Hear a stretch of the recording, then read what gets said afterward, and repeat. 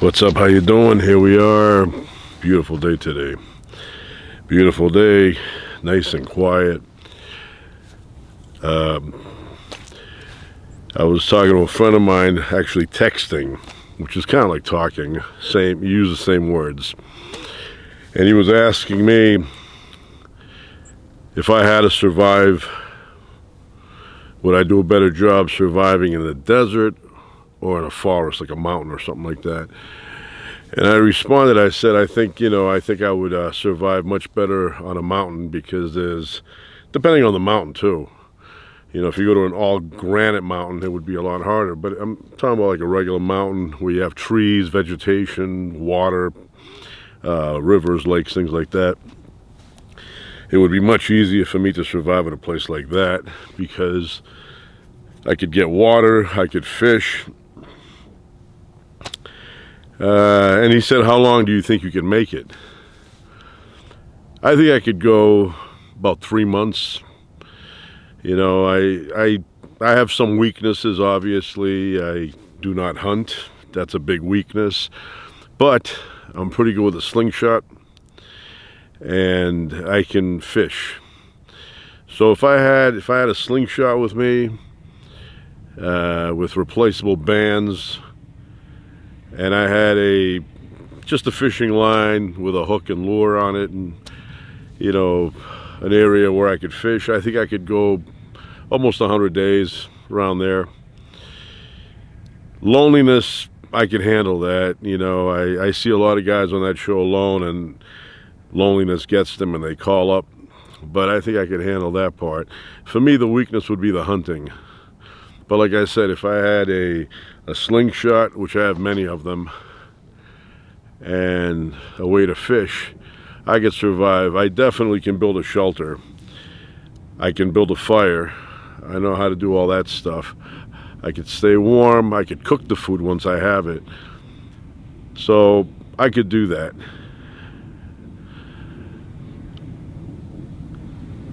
I never hunted. I'm not from an area where hunting was a big thing. Nobody that I knew went hunting.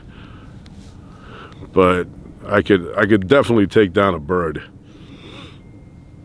And by the time I would leave the area, there would be no birds left. But I would build a solid shelter, something that if I saw a bear running at me, I could run in there and the bear could not get in. I would dig in the ground some, and then I would cut trees and use those to make a wall and then a roof, and I could do all of that stuff. But I need practice in the hunting department. But what am I going to hunt? What am I going to hunt? Like a big animal, like a moose going by, I'm going to take that down? No, I'm going to get small stuff. And I guess if I had to, I would eat stuff that normally you wouldn't eat, like fried rats with tomato sauce. But I prefer not to have that stuff. I could basically do the birds. I think I could survive on birds, and I could survive on nice fish. That would be my thing, fish and birds. I could definitely remove the feathers, clean them out, put them on a nice fire, cook them well. I would not be eating medium rare out there, especially a bird or a fish. I would cook them well, extra well. The rest of it I could handle. I could handle the cold. I could handle the loneliness. What else is there? Being chased by a bear. Yeah, that can become an issue. But generally, I think bears, they want to leave you alone. So you have a little bit of a bell with you. I would have certain things, I would have, an ability to start a fire. I don't want to be sitting out there with the friction with the two sticks. I could do that, but that takes so much energy. Ferro rod, boom, boom, boom, start a fire right up. Thousands of fires. And even when it's wet out, you can find a place to start a fire. And a shelter, other than that, there would be no issue. So yeah, and that kind of stuff I cannot do anymore. My bride will get on my case and say, you got family now, you got kids, what are you doing going out there in the forest by yourself for a year? Not a year, but 3 months. So I wouldn't be able to do it now. The wife would nag me to death. Whatever I would experience in the 100 days outdoors in the forest on a mountain would be nothing in comparison to the things I would hear out of my bride's mouth about why you're doing this, where you're going, you have kids, you know, so would not be able to do it now. And I wouldn't be able to take her with me because that would be even harder. Complaining all the way. Everything would be an issue. But yeah, when I was younger, I contemplated doing certain things like that. Then I could have, but you know, never happened. See an airplane going by. But yeah, I enjoy things like that. I enjoy being out in the wild. I enjoy the desert. I think the desert would be difficult, especially in the months, because he told me, you know, summer months. And the desert would be, you know, 115, 112 degrees. It would be hard, and you wouldn't be able to find water. Where would you find water? I mean, I'm in the desert right now. I don't see any water. But a mountain, you know, mountain has streams. It has snowfall that is melting. You have waterfalls. Plenty of fish, if you know how to fish. Vegetation. I'm sure there are plants you could eat. I would stay away from the mushrooms. You know, some of them look friendly, but they're not. You think, yeah, that's a good variety. You start eating it, and then you start throwing up, and you end up dying. I would not eat hemlock. But there are things, you know, and that's another thing. I'm not an expert in what to eat when it comes to plants. You know, I would basically look at all this stuff and think it's edible as long as you boil it long enough. And the other thing with me is that in situations like this where, you know, it's endurance type stuff, I would be more of a danger to myself because I tend not to give up when it comes to this kind of stuff. So I may go too long and cause damage to myself. So at least on the show alone, they have a group of, what are they, doctors or something, or medics. They come out there and they check you out once a week. Make sure that, you know, your ego is not too big for you to say, I'm going home. You know, so there was a guy one time, he had a ton of fish. I keep remembering this guy. Got a little bit on my nerves. He was so careless. But he went fishing and he got a lot of fish. Put them in the ground there, keep them nice and fresh. I guess he smoked them or something. And then he was saving them for the end game. You know, when I get to the end, I'll have food. But he ended up losing so much weight that when they finally came out to see him, you know, the final time, you know, because they told him go home, he was basically a stick. It was a stick walking around. And they said, yeah, you're way too light. You need to, you know, go home. You're going to, you know, regret this. And then he shows them that he had a ton of fish. It's like, I got a lot of food here. I'll start eating it now. And they're like, you should have planned ahead. You know, now it's too late. Now you're at the danger level. So I would eat everything the moment I caught it. I wouldn't say, what's the point? You save it in your body. You know, you gain the weight, store it on as body fat. And that's the other thing. If I did something like that, I would not be the guy that ends up, you know, working out like crazy to get into really good shape. I would be eating all kind of pies. And I would put on like 50 pounds. Well, 50, I want to be able to move around, right? I don't want to get stuck and not be able to get up. But I would put on extra weight so that my body can self-cannibalize and survive if I had to. But yeah, I think with my mindset, I could probably do 100 days. And I'm not kidding. I could do 100. You know, in this environment, as long as there was a river with fish, I could probably do the whole winter here. I could probably do the whole winter here, yeah. I could definitely build a shelter, although it would be a different kind of shelter because I don't see many trees here. I don't see any trees. I don't know what I would be cutting. Although these bushes would burn well. If I had to start a fire, I would have a lot of stuff to burn. But I would need a shovel, and I would dig down. I would dig down, and I would put a canopy on top, and you know, those doors, and I could live here for a while. But like I said, the water situation here is not that great. And I think if I was a 25-year-old right now, I would sign up for that show alone, and I would go.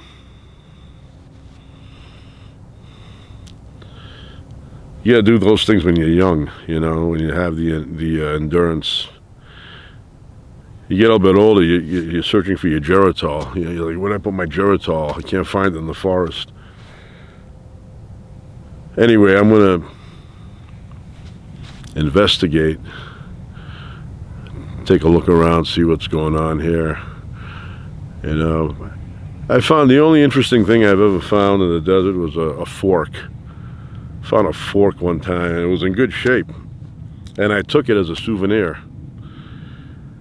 But usually you don't find much. I'd like to find like a quarter, and it's old and rare, and you bring it, and the guy goes, yeah, this is like a $1 million quarter. I'd say, give me the million. Anyway, I want to look around.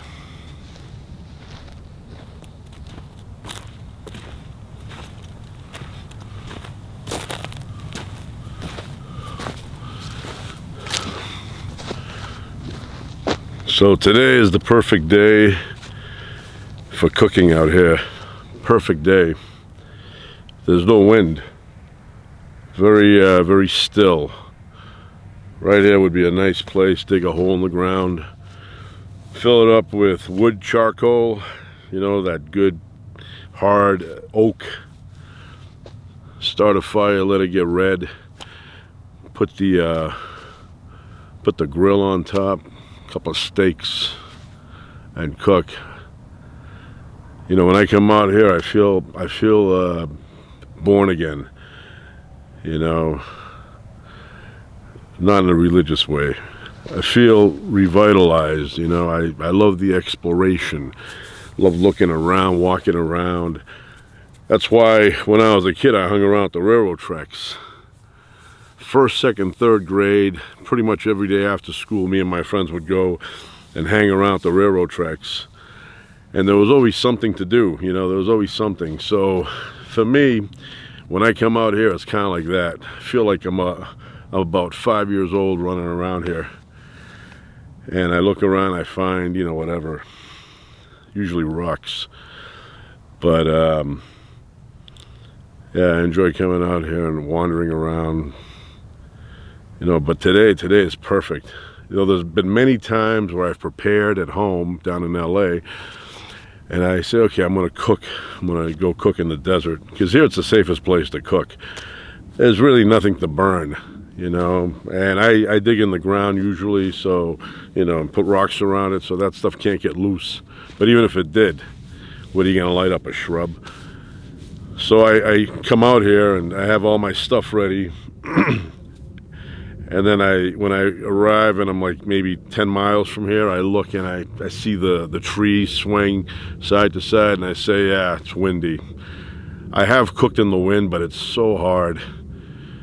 But I have done it. You know, it's just really difficult to, you know, light the fire. The fire is not as hot because the wind keeps blowing and you can't get the flame to hit the way you want it to hit. So it takes a little bit longer. But I've done liver and onions out here when it was windy. But today, man, if I knew how nice and calm and peaceful it would be, I would have gotten some ribeye steaks, prime, and I would have had a little bit of a lunch out here. It's hit or miss, hit or miss.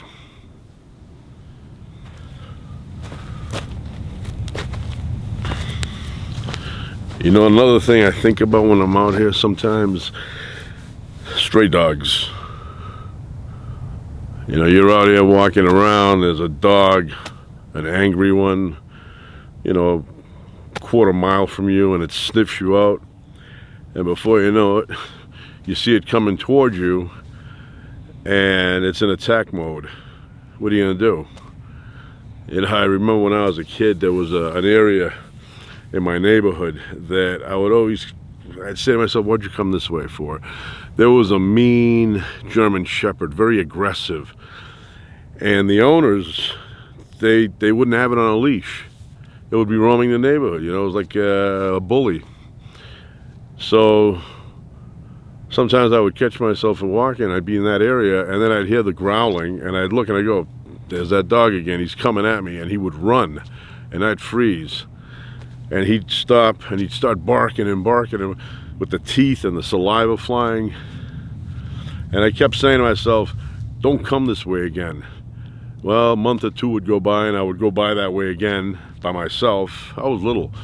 And this angry German Shepherd would come and find me and start barking. Well, eventually, I guess people must have complained, because all of a sudden I see the German Shepherd on a huge chain. Now, the chain was probably like 40 feet long. At the end of the street, they had it was like the only way you can go, you go straight down, then you had to take a right. Well, at that corner, that's where the owner lived, and he would tie the dog to a tree, but the chain was like 40 feet. So if you didn't know, you would walk near there, you'd think the chain was like 10 feet, it was 40, the dog would run. But I remember one time I went down there and the dog was starting to, you know, growl at me, and I look and I go, he's on a chain. And the chain kept going and going. It might have been even 50 feet. And he got close to me. And I'm like, what is the point of a chain if the dog can go that far? So eventually that dog, I guess, died, because I was little back then. I don't know how old second, third grade, I don't know. So I know that dog is no longer around. And then there was another dog on the opposite side, about 2 miles on the other side of where I used to go for the German Shepherd. And this dog was a boxer. Now, they're not really known for being that aggressive, I don't think. But anyway, a lot of times I would come from the other side of the street heading down, and this boxer, this dog, he felt like he was in charge of that, you know, 50 by 50 area. And the second you entered, he would approach you, and he would start, you could hear that growling noise in here. And then he'd come sniff you out, like really close too, and you felt like he was gonna take a bite out of you. And then he would kind of like go to the side and continue growling. He would let you go, but he would growl.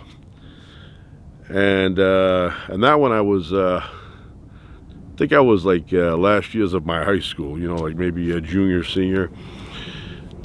And I was thinking, you know what? When you own a dog, you have to understand that dog may not be friendly. It may be friendly to you, the owner, but it may not be friendly to some stranger walking by.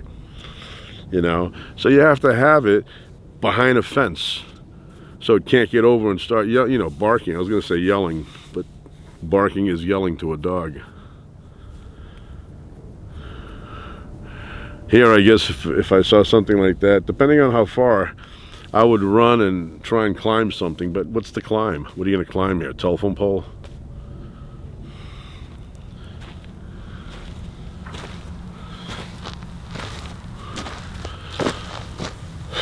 You know, I was mentioning earlier about being able to survive outdoors for 100 days. And at least here, right now, I see a lot of birds. So I could probably, if I could get a couple a day, and I think I could with my slingshot, I could probably survive here. And I see snow up on the mountains there, but that's kind of far to go fetch water and bring it down. But there is food here. Oh, and I have seen in the past big rabbits, like big rabbits. They call those jackrabbits. They're really big, and they can go about 30 miles an hour, so they're hard to get a hold of, you know.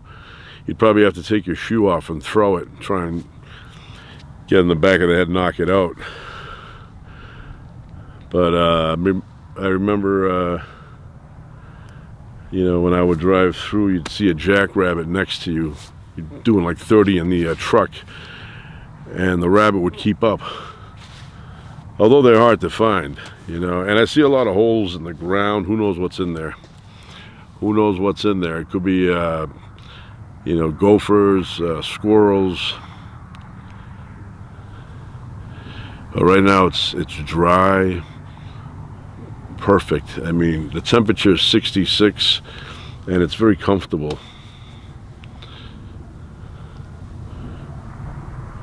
Very comfortable.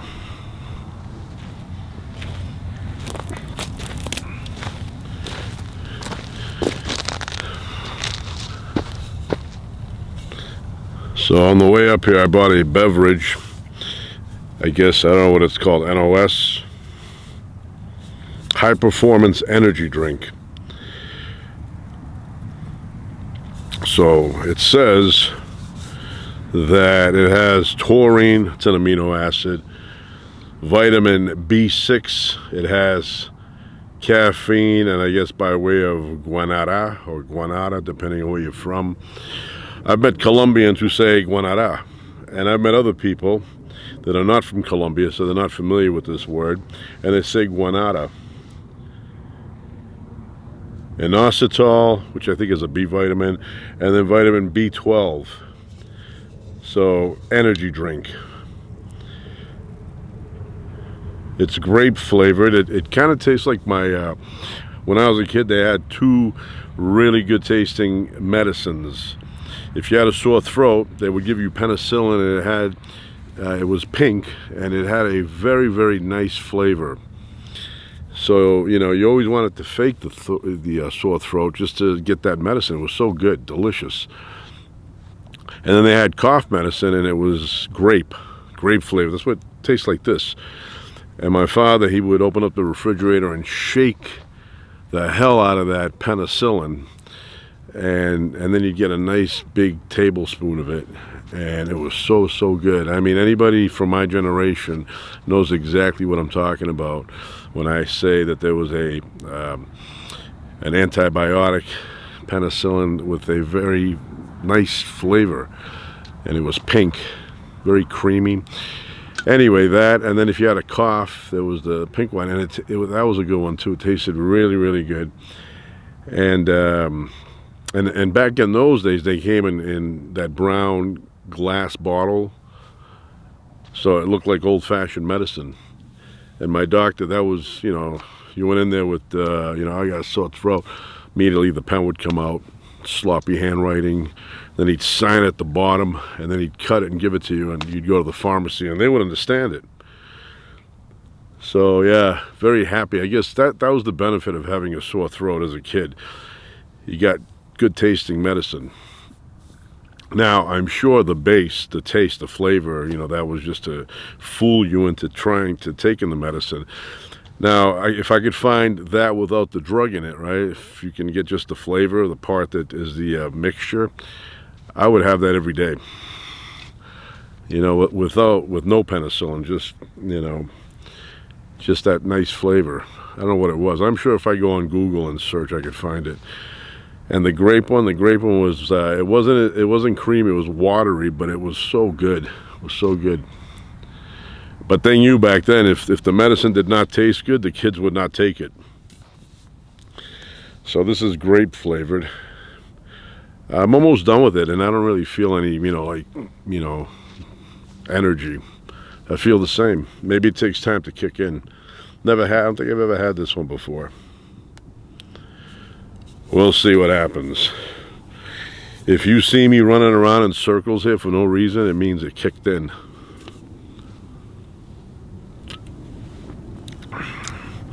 Guanara is more, I think, of a fat-soluble. It's a fat-soluble caffeine. So what that means is you don't have the fast up and the crash after. You feel like all drained, like coffee. This one is more of a slow release because it's fat-soluble. Oh, we'll see. I don't even know. They don't even list the milligrams, which they tell you. Oh, here we go. Well, they give you the percentage, but not the guanara. B6, 240% of your daily allowances in here. B12, 500%. Daily allowances mean nothing. What does that mean? So they did some rat experiment in the 1950s, and they determined, okay, this is how much the rat needs So that weight, if you translate it into a human, would be these many milligrams. I don't know. But it doesn't say how much. I don't know, maybe it does somewhere, and I don't really. I mean, it says guanara extract is in here, but it doesn't tell you the milligrams.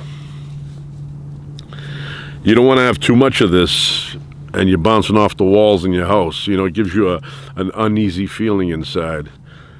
I've said this before in the past. You know, I've mentioned it, but one time I was doing some work painting a porch, and it was hot and very humid, and I had no water with me, and I was painting. I had a respirator mask on and everything, and I was dripping. Sweat was pouring off of me. At some point, I was like feeling very dehydrated. So the closest thing was a Dunkin' Donuts. So I went over to the Dunkin' Donuts, and I said, I'm going to get the biggest thing here, biggest beverage. And they had a 64-ounce iced coffee. And I said, give me one of those. So I took that and I drank the whole thing within like 5 minutes. I was, I drank it. I was still thirsty. I bought another one. And I sipped that one a little bit slower, but I finished it. And then about, 25, 30 minutes went by, and I started getting this really, really uneasy feeling inside. I don't know what to do with myself, It wasn't like it was a feeling of energy or, deep concentration. It was a feeling of annoyance, and I did not like it. So I said, you know what? Too much caffeine, too quickly. That was just boom. And it lasted for hours. Very uncomfortable feeling. I've never ever had that feeling since then. I don't drink. Like if I drink, I'll have a cup of coffee for the whole day. But I'm not there all day with the coffee. And that day, the only reason I had that much is because I was extremely dehydrated and thirsty, which is kind of weird because caffeine makes you, get rid of the fluids even faster. So it's almost like you're dehydrating yourself even more so by taking the caffeine. You constantly have to be drinking water after. But I'll tell you this, it's hard to describe the feeling unless you've experienced it. Yeah, the overwhelming feeling of caffeine, horrible. And I didn't want the caffeine, I just wanted a nice cold beverage. And Dunkin' Donuts, that's all they had. They had that big iced coffee. Went down the wrong way. They had that big iced coffee thing. It's like a paint can size. And I had two of them, so 128 ounces of coffee. Although I did eat the ice too, so I didn't leave anything behind. So I had 128 ounces of coffee.